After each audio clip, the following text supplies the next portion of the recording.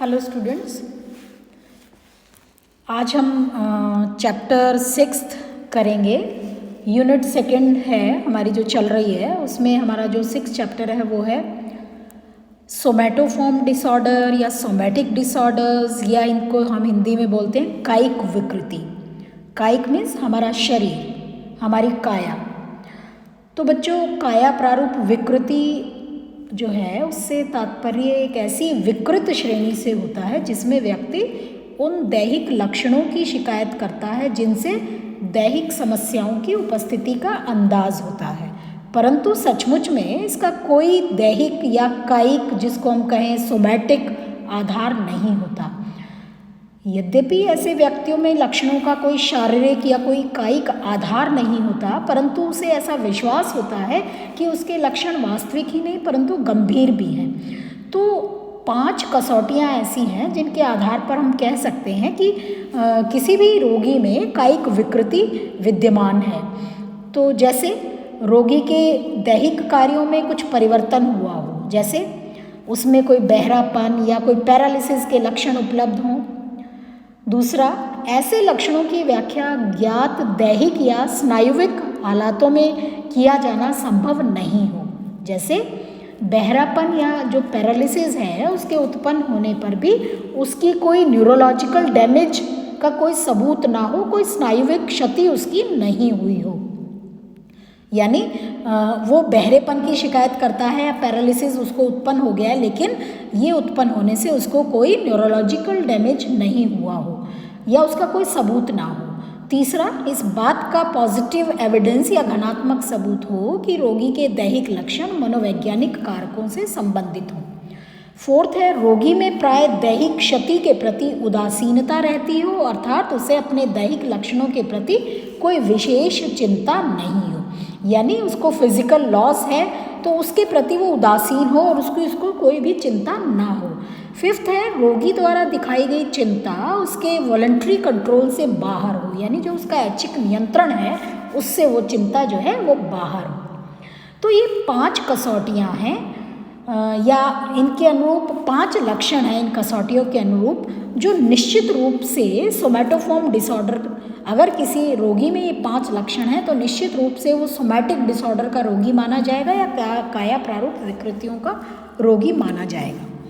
अब हम बात करेंगे प्रकार, काया प्रारूप विकृतियों के प्रकार। तो बच्चों, काया प्रारूप विकृतियाँ जो हैं या कायिक विकृतियाँ या कायिक सिम्टम्स के प्रकार जो हैं वो 5 हैं, जिनमें पहला प्रकार है शरीर दुष्क्रिया आकृति विकृति, यानी बॉडी डिस्मॉर्फिक डिसऑर्डर, शरीर दुष्क्रिया आकृति विकृति।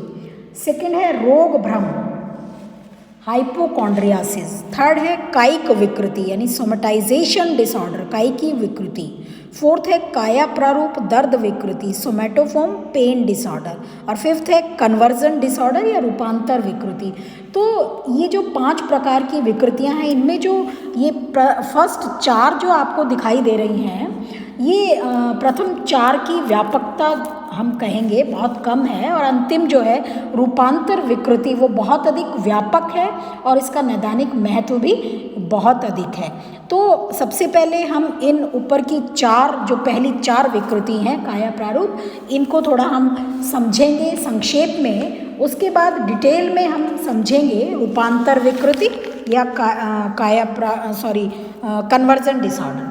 तो बच्चों, पहली जो विकृति है वो है शरीर दुष्क्रिया आकृति विकृति। तो इस विकृति में रोगी को अपने चेहरे में कुछ कल्पित दोष उत्पन्न होने की आशंका हो जाती है, जैसे रोगी को ये विश्वास हो जाए कि उसकी नाक का आकार दिन प्रतिदिन बड़ा होता जा रहा है, या उसके ऊपरी होंठ ऊपर की दिशा में तथा निचले होंठ नीचे की दिशा में लटकते जा रहे हैं। तो इस तरह के कल्पित दोष से वो इतना अधिक चिंतित रहता है कि उसके दिन प्रतिदिन की सामाजिक जिंदगी में काफ़ी परेशानी आ जाती है और उसकी जो समायोजन संबंधी समस्याएं हैं वो उत्पन्न होने लगती हैं। उसके बाद सेकंड की हम बात करेंगे हाइपोकॉन्ड्रियासिस या रोग भ्रम। इसमें रोगी अपने स्वास्थ्य के बारे में ज़रूरत से ज़्यादा सोचता है तथा उसके बारे में चिंता करता है। उसके मन में अक्सर ये बात बनी रहती है कि उसे कोई ना कोई शारीरिक बीमारी हो गई है और उसकी ये चिंता इतनी अधिक हो जाती है कि वो अपने दिन प्रतिदिन की ज़िंदगी के साथ समायोजन करने में असमर्थ रहता है। इस तरह की चिंता जो है व्यक्ति में कम से कम 6 महीने तक बने रहने पर हम उसको हाइपोकॉन्ड्रियासिस या रोग भ्रम की श्रेणी में रख सकते हैं, यानी उसको शारीरिक बीमारी हो गई तो ये जो चिंता है अगर कम से कम 6 महीने तक उसमें रहती है तो हम कहते हैं कि वो हाइपोकॉन्ड्रियासिस या रोग भ्रम का रोगी हो गया है। इस विकृति में रोगी की शिकायत किसी एक अंग तक सीमित नहीं रहती। कभी कभी उन्हें लगता है कि पेट में कोई भयानक रोग हो गया, तो कभी उनके सिर में कुछ गड़बड़ी नज़र आती है। तो इस तरह से कभी उन्हें अपने सेक्स ऑर्गन्स में किसी ढंग से शारीरिक रोग होने की चिंता होती है। जब ऐसे रोगियों से उनके लक्षण के बारे में पूछताछ की जाती है तो वो उसका सही वर्णन करने में असमर्थ होते हैं। कुछ अध्ययन ये बताते हैं कि ये रोग जो है महिलाओं एवं पुरुषों में लगभग समान ढंग से होता है।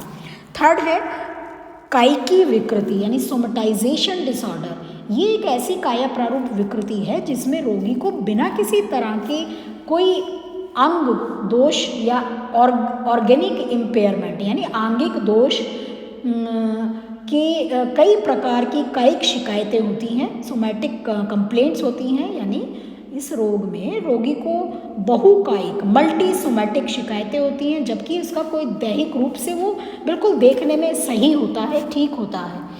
तो कायिक विकृति या कायिकी विकृति में कम से कम 8 तरह के लक्षण निश्चित रूप से देखने को मिलते हैं।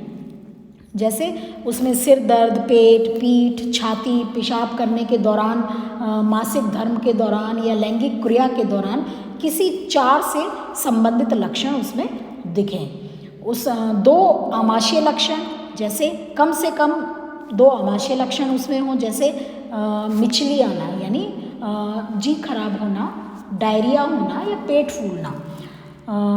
लैंगिक लक्षण में कम से कम एक लैंगिक लक्षण जैसे लैंगिक तटस्थता, जो सेक्सुअल इंडिफरेंसेस होते हैं, या अनियमित मासिक स्राव होना या मासिक स्राव में अत्यधिक रक्त निकलना अवश्य हुआ हो।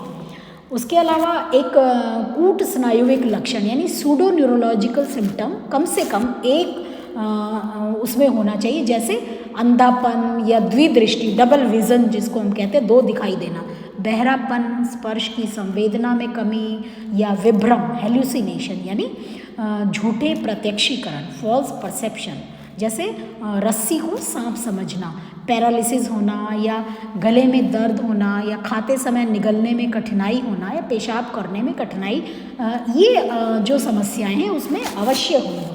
तो ये जो सोमेटाइजेशन डिसऑर्डर है इसकी शुरुआत किशोरावस्था में होती है और इसकी शुरुआत निश्चित रूप से 30 साल की उम्र से पहले ही हो जाती है। और इस रोग को कभी कभी हम ब्रिक्विट सिंड्रोम यानी ब्रिक्विट मनोवैज्ञानिक थे उनका लक्षण भी कहा जाता है, क्योंकि इस तरह के रोग पर सबसे पहले फ्रेंच मनोचिकित्सक जो थे वो ब्रिक्विट जो थे उनका ध्यान गया था और उन्होंने इसका वैज्ञानिक अध्ययन सबसे पहले किया था।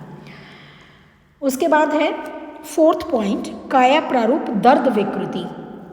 तो बच्चों ये जो काया प्रारूप दर्द विकृति है इसमें रोगी गंभीर एवं स्थायी तौर पर दर्द का अनुभव करता है, जबकि इस तरह के दर्द का कोई दैहिक आधार नहीं होता और इस तरह का दर्द प्राय हृदय या अन्य महत्वपूर्ण अंगों के क्षेत्र से संबंधित होता है।